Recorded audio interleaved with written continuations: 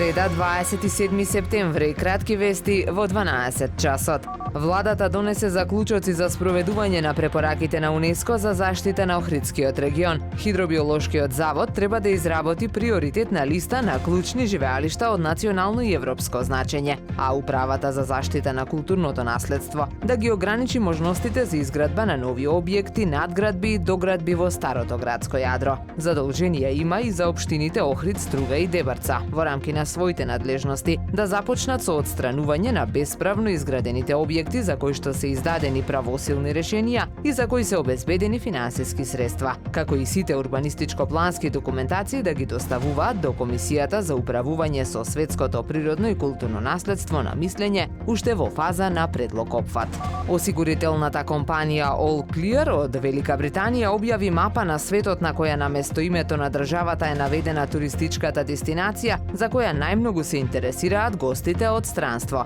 Разбирливо, за Република Македонија најмногу туристи се заинтересирале за Охрид и Охридското езеро. Картата е генерирана врз основа на податоците од Википедија односно дестинацијата што туристите сегашни и идни во една земја најмногу ја барале на оваа онлайн енциклопедија во последните 5 години. Охрид може, Охрид е хуман. Повторно апел за помош за лекување овој пат за 27 годишниот Алпај Џани Муфти. Во сообраќај на незгода тој се здобил со сериозни повреди опасни по живот. Процесот на лекување е бавен, па семејството бара помош од сите граѓани. Отворен е телефонски број за донации од Телеком 0701433424, а наскоро се очекува да се отвори и за А1. Покрај тоа сметка за донации е отворена во Халк банка.